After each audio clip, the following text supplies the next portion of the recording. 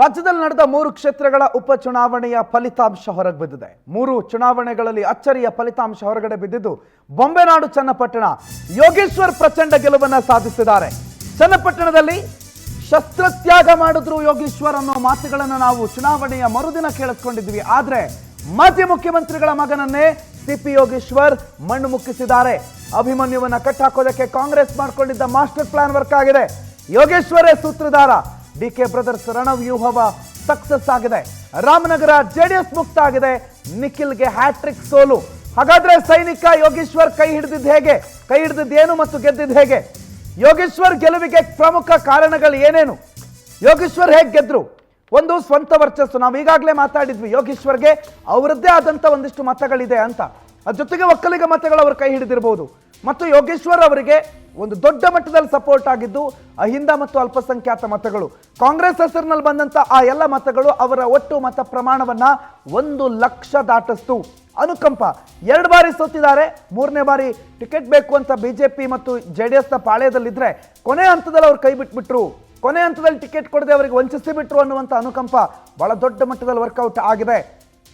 ಮತ್ತು ಒಕ್ಕಲಿಗ ನಾಯಕ ಅಂತ ಯಾರು ಬಿಂಬಿಸ್ಕೊಳ್ತಿದ್ರು, ಎಚ್ ಡಿ ಕುಮಾರಸ್ವಾಮಿ ಅವರ ನಂತರ ಒಕ್ಕಲಿಗ ನಾಯಕ ನಾನೇ ಅನ್ನೋದು ಅಲ್ಲಿ ಬಿಂಬಿತ ಆಗಿತ್ತು. ಮತ್ತು ಅವ್ರದ್ದೇ ವೋಟ್ ಬ್ಯಾಂಕ್ ಅವರ ಕೈ ಹಿಡಿದಿದೆ, ಅದೆಲ್ಲೂ ಹೋಗಿಲ್ಲ. ಮತ್ತು ಈ ಹಿಂದಿನ ಚುನಾವಣೆಯಲ್ಲಿ ಅವ್ರ ಜೊತೆ ನಿಂತಿದ್ದಂಥ ಅಷ್ಟಕ್ಕಷ್ಟು ಮತದಾರರು ಈ ಬಾರಿ ಕೂಡ ಅವ್ರ ಜೊತೆ ನಿಂತಿದ್ದಾರೆ. ಅದ್ರ ಜೊತೆಗೆ ಸಾಂಪ್ರದಾಯಿಕ ಕಾಂಗ್ರೆಸ್ನ ಓಟುಗಳು ಕೂಡ ಸಿಪಿ ಯೋಗೇಶ್ವರ್ ಕೈಯನ್ನ ಬಲಪಡಿಸಿದೆ. ಜಮೀರ್ ಅಹಮದ್ ಖಾನ್ ಅವರ ಹೇಳಿಕೆ ದೊಡ್ಡ ಮಟ್ಟದಲ್ಲಿ ಇಫೆಕ್ಟ್ ಆಗಿಬಿಡುತ್ತೆ. ಜಮೀರ್ ಅಹಮದ್ ಖಾನ್ ಅವರ ಹೇಳಿಕೆಯಿಂದ ಒಕ್ಕಲಿಗ ಮತಗಳು ದೊಡ್ಡ ಮಟ್ಟದಲ್ಲಿ ಶಿಫ್ಟ್ ಆಗುತ್ತೆ. ಎಸ್, ಶಿಫ್ಟ್ ಆಗಿದೆ, ಒಂದಿಷ್ಟು ಮತಗಳು ಶಿಫ್ಟ್ ಆಗಿದೆ. ಎಲ್ಲಿವರೆಗೆ ಅಂತಂದ್ರೆ ಆ ಹೇಳಿಕೆ ಇರಲಿಲ್ಲ ಅಂತಂದಿದ್ರೆ ಸಿಪಿ ಯೋಗೇಶ್ವರ್ ಅವರ ಗೆಲುವಿನ ಅಂತರ 35,000 ದಾಟ್ತಿತ್ತೇನೋ. ಒಂದು 10,000 ಮತಗಳ ಆಚೆ ಈಚೆ ಆಗಿ ಆ ಗೆಲುವಿನ ಅಂತರ ಕಡಿಮೆ ಆಗಿದೆ. ಬಿಟ್ರೆ ಅದು ಸೋಲಿನವರೆಗೆ, ಅಂದ್ರೆ ಸೋಲಾಗೋದಕ್ಕೆ ಸಾಧ್ಯ ಆಗುತ್ತೆ ಅನ್ನೋದು ಯಾವುದು ಕೂಡ ಕಾಣ್ತಾ ಇಲ್ಲ. ಇನ್ನು ಡಿ ಕೆ ಶಿವಕುಮಾರ್ ಮತ್ತು ಡಿ ಕೆ ಸುರೇಶ್ ಪ್ರತಿಷ್ಠೆಯ ಕಣ, ಏನಾದ್ರೂ ಮಾಡಿ ಗೆಲ್ಲಬೇಕು. ಸೇಡಿದೆ, ಲೋಕಸಭಾ ಚುನಾವಣೆಯ ಸೇಡನ್ನು ತೀರಿಸಿಕೊಳ್ಳಲೇಬೇಕು ಅಂತ ಹೇಳಿ ಬಹಳ ಪ್ರತಿಷ್ಠೆಯಾಗಿ ತೆಗೆದುಕೊಂಡಿದ್ರು. ಕಾಂಗ್ರೆಸ್ನ ಸಂಘಟನೆ ಇಲ್ಲ.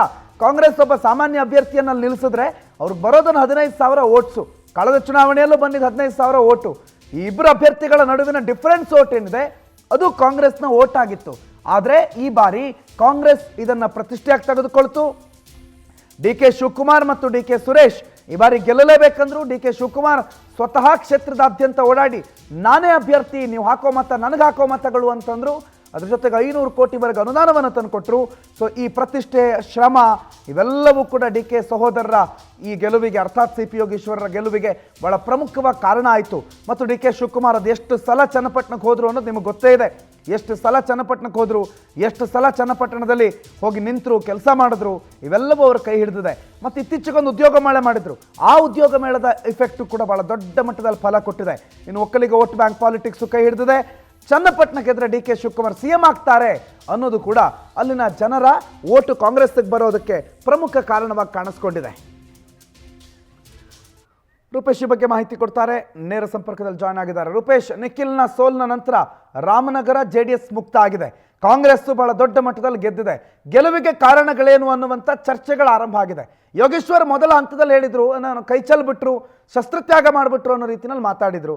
ಆದರೆ ಈ ಗೆಲುವು, ಅವತ್ತಿನ ಮಾತು, ಇವತ್ತಿನ ಈ ಪರಿಸ್ಥಿತಿ ಏನ್ ಅನಿಸುತ್ತೆ ಚನ್ನಪಟ್ಟಣದ ಅಖಾಡದ ಈ ಚಿತ್ರಣಗಳು? ರೂಪೇಶ್.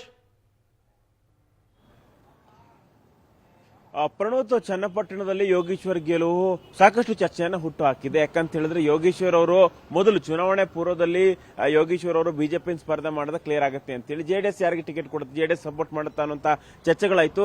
ಅದಾದ ಬಳಿಕ ರಾಜಕೀಯ ಕಾಂಗ್ರೆಸ್ ಸೇರ್ಕೊಂಡು ನಾಮಿನೇಷನ್ ಮಾಡುವಾಗಲೇ ಯೋಗೇಶ್ವರ್ ಪರ ಅಲೆ ಇದ್ದಿತ್ತು. ಯಾವಾಗ ನಿಖಿಲ್ ಕುಮಾರಸ್ವಾಮಿ ಸ್ಪರ್ಧೆ ಅಂತ ಆಯ್ತು ಆವಾಗ ಅಂತರ ಕಡಿಮೆ ಆಗ್ತಾನೆ ಬಂತು. ಹೀಗಾಗಿ ಪವರ್ ಟಿವಿ ಸಾಕಷ್ಟು ಬಾರಿ ಹೋಗಿ ಸುದ್ದಿ ಮಾಡಿದಾಗಲೂ ಕೂಡ ಒಳಗಡೆ ಯಾಕಂತ ಹೇಳಿದ್ರೆ ಸಿಟಿ ಯೋಗೇಶ್ವರ್ ಅವರಿಗೆ, ಹಳ್ಳಿ ಕಡೆ ಜೆಡಿಎಸ್ಗೆ ಅಂತ ಹೇಳಿತ್ತು. ಆ ರೀತಿಯಾಗಿರ್ತಕ್ಕಂಥ ವಾತಾವರಣ ಇರಲಿಲ್ಲ. ಹಳ್ಳಿ ಕಡೆ ಕೂಡ ಯಾಕಂತ ಹೇಳಿದ್ರೆ ಸಿಟಿ ಕಡೆಯಲ್ಲಿ ಅಹಿಂದ ಮತಗಳು ಹೆಚ್ಚು ಸಂಖ್ಯೆಯಲ್ಲಿದ್ರೆ, ಹಳ್ಳಿ ಕಡೆ ಒಕ್ಕಲಿಗರ ಮತಗಳು ಎಲ್ಲವೂ ಕೂಡ ಹೇಳ್ತಿರ್ತಕ್ಕಂಥದ್ದು. ನಮಗೆ ನೀರು ತಂದು ಕೊಟ್ಟರು. ಯಾಕಂತ ಹೇಳಿದ್ರೆ ಕುಮಾರಸ್ವಾಮಿ ಅವರಿರಲಿ, ದೇವೇಗೌಡರಲ್ಲಿ ಹಿಂದೆ ಎಲ್ಲ ಮಾಡಿದ್ರು. ಸದ್ಯದ ಬದುಕಿಗೆ ನೆರವಾಗ್ತಿರೋರು ಅಥವಾ ಒಟ್ಟಾರೆ 2 ಲಕ್ಷ ಲೀಟರ್ ಹಾಲು ಉತ್ಪಾದನೆ ಆಗ್ತಿರೋದು ಎಲ್ಲವೂ ಕೂಡ ಇಲ್ಲಿ ಸಿಪಿ ಯೋಗೇಶ್ವರರಿಂದ ಅಂತೇಳಿ ಅವರ ಅಭಿವೃದ್ಧಿ, ಹಿಂದೆ ಮಾಡುವಂತ ಅಭಿವೃದ್ಧಿಗಳು, ಅವರು ಕೆರೆಗಳಿಗೆ ನೀರು ಬಿಟ್ಟಂತ ವಿಚಾರಗಳು, ನೀರಾವರಿ ಹರಿಕಾರ ಅಂತ ವಿಚಾರಗಳು ಸ್ಪಾಟ್ ಅಲ್ಲಿ ಅಥವಾ ಹಳ್ಳಿ ಪ್ರದೇಶಗಳಲ್ಲಿ ಚರ್ಚೆ ಆಗ್ತಾ ಇತ್ತು. ಜೆಡಿಎಸ್ ಇದನ್ನೇ ನೆಚ್ಚಿಕೊಂತು. ಯಾಕಂತ ಹೇಳಿ ಸಿಟಿ ಕಡೆ ಏನಾದ್ರೂ ಒಂದು 10,000 20,000 ಮತಗಳು ಹೆಚ್ಚು ಬಂದ್ರು ಕೂಡ ಒಕ್ಕಲಿಗರು ನಮ್ಮ ಕೈ ಹಿಡಿತಾರೆ ಅಂತೇಳಿ ಆ ಒಂದು ಸ್ಟ್ರಾಟಜಿಗಳನ್ನು ಮಾಡಿಕೊಂಡು ಒಕ್ಕಲಿಗರು ಸಾಲಿಡ್ ಆಗಿ ಜೆಡಿಎಸ್ಗೆ ಮತವನ್ನ ಹಾಕ್ತಾರೆ ಅಂತೇಳಿ ಹೇಳ್ರು. ಆದ್ರೆ ಅಲ್ಲಿ ಒಕ್ಕಲಿಗ ಮತಗಳು ಯಾವ ರೀತಿಯಾಗಿ ಸ್ಪ್ಲಿಟ್ ಆಯ್ತು ಅಂತ ಹೇಳಿದ್ರೆ ಡಿ ಕೆ ಶಿವಕುಮಾರ್ ಪ್ರಚಾರ ಮಾಡಿದ್ರು, ಡಿ ಕೆ ಸುರೇಶ್ ಅವರೇ ಪ್ರಚಾರ ಮಾಡಿದ್ರು. ಹೀಗಾಗಿ ಡಿ ಕೆ ಶಿವಕುಮಾರ್ ಅವರೇ ಒಕ್ಕಲಿಗ ಆಗಿರೋದ್ರಿಂದ, ಸುರೇಶ್ ಅವರು ಒಕ್ಕಲಿಗರಾಗಿರೋದ್ರಿಂದ, ಸಿಪಿವೈ ಸ್ವತಃ ಒಕ್ಕಲಿಗರಾಗಿರೋದ್ರಿಂದ ಆ ಹೇಳಿಕೆ ಬೇರೆ ಬೇರೆ ಹಂತದಲ್ಲಿ ಚರ್ಚೆ ಆಯಿತು ವಿನಃ ಕ್ಷೇತ್ರದಲ್ಲಿ ಚರ್ಚೆ ಆಗಿರಲಿಲ್ಲ. ಹೀಗಾಗಿ ಅವರಿಗೆ ಒಕ್ಕಲಿಗರಿಗೆ ಅಧಿಕಾರ ಕೊಡಬೇಕು ಅಂತ, ಯಾಕಂದ್ರೆ ಇಬ್ಬರು ಒಕ್ಕಲಿಗರು, ಹೀಗಾಗಿ ಇದು ಚುನಾವಣಾ ವಿಚಾರಣೆ ಅಲ್ಲ ಅಂತೇಳಿ ಪರಿಗಣಿಸಿದ್ರು. ಜಮೀರ್ ಹೇಳಿಕೆ ಸ್ವಲ್ಪ ಮಟ್ಟಿಗೆ ಡ್ಯಾಮೇಜ್ ಮಾಡಿರಬಹುದು, ಆದ್ರೆ ಜಮೀರ್ ಹೇಳಿಕೆ ಕ್ಷೇತ್ರಕ್ಕಿಂತ ಹೊರಗಡೆ, ಯಾಕಂದ್ರೆ ಮಂಡ್ಯ ಇರಬಹುದು ಬೇರೆ ಬೇರೆ ಭಾಗದಲ್ಲಿ ಚರ್ಚೆ ಆಯಿತು ವಿನಃ ಚನ್ನಪಟ್ಟಣದ ಅಷ್ಟು ದೊಡ್ಡ ಮಟ್ಟಕ್ಕೆ ಚರ್ಚೆ ಆಗಿರಲಿಲ್ಲ. ಅದಾದ ಬಳಿಕವಾಗಿ ಇಲ್ಲಿ ಒಂದಿಷ್ಟು ಜಂಟಲ್ ಆಗಿರತಕ್ಕಂಥ ಚುನಾವಣೆ ಎಲ್ಲ ಕಾಂಗ್ರೆಸ್ ನಾಯಕರು ಮಾಡಿದ್ರು. ಸಿಪಿವೈ ಇರ್ತಕ್ಕಂಥ ವರ್ಚಸ್ಸುಗಳು ಕೂಡ ಕಾರಣ ಆಯಿತು. ಅದಾದ ಬಳಿಕ ಕ್ಷೇತ್ರ ಉದ್ದಕ್ಕೂ ಕೂಡ ಅನುಕಂಪವನ್ನ ವ್ಯಕ್ತಪಡಿಸಿದ್ರು. ಹೀಗಾಗಿ ಅನುಕಂಪ ಎಲ್ಲವೂ ಕೂಡ ವರ್ಕ್ ಆಗಿದ್ದು ಸಿಪಿವೈಗೆ, ಯಾಕಂತ ಹೇಳಿ ನಿಖಿಲ್ ಕುಮಾರಸ್ವಾಮಿ ಅವರು ಸಿಎಂ ಅವರ ಮಗ ಇದ್ದಾರೆ. ಅದಾದ ಬಳಿಕ ಯುವಕರಿದ್ರೆ ಮತ್ತೊಮ್ಮೆ ಅವಕಾಶ ಕೊಡೋಣ, ಯಾಕಂದ್ರೆ ಕ್ಷೇತ್ರದಲ್ಲಿ ಇರ್ತಕ್ಕಂಥ ಸಿಪಿವೈಗೆ ಏನಾದ್ರೂ ಅವಕಾಶ ಕೊಟ್ಟರೆ ಅವರು ಇನ್ನೂ ಕೂಡ ಹೆಚ್ಚಿನ ಅಭಿವೃದ್ಧಿ ಮಾಡ್ಕೊಡ್ತಾರೆ ಅಂತ ಹೇಳಿ. ಹೀಗಾಗಿ ನಿಖಿಲ್ ಕುಮಾರಸ್ವಾಮಿ ಬಂದಾಗ ಅಥವಾ ಕುಮಾರಸ್ವಾಮಿ ಬಂದಾಗ ಹೆಚ್ಚು ಜನ ತಮ್ಮ ಪ್ರೀತಿಯನ್ನ ತೋರ್ತಾ ಇದ್ರು, ಆದ್ರೆ ಮತವಾಗಿ ಪರಿವರ್ತನೆ ಆಗ್ಲೇ ಇಲ್ಲ ಅಂತ ಹೇಳಿ ಇಲ್ಲಿ ಹೇಳ್ಬಹುದು. Pranuth, right, okay, thank you Rupesh ಮಾಹಿತಿಗೆ.